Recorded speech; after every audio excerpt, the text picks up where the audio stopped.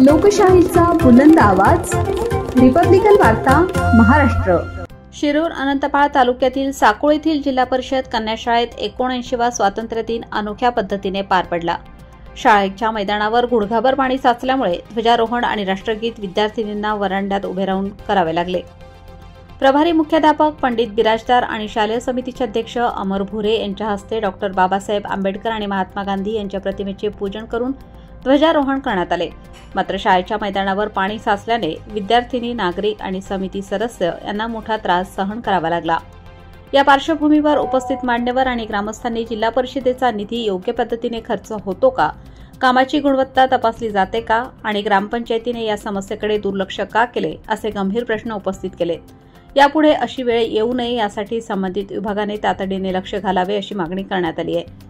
दरम्यान तालुक्यातील शाळा, महाविद्यालये, शासकीय कार्यालय आणि बँकांमध्ये स्वातंत्र्य दिन उत्साहात साजरा झाला।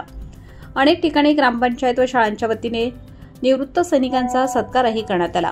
या कार्यक्रमाला तालुक्यातील मान्यवर, माजी सरपंच, शालेय समितीचे सदस्य आणि ग्रामस्थ मोठ्या संख्येने उपस्थित होते। रिपब्लिकन वार्तासाठी लातूर जिल्हा प्रतिनिधी सगीर मोमीन।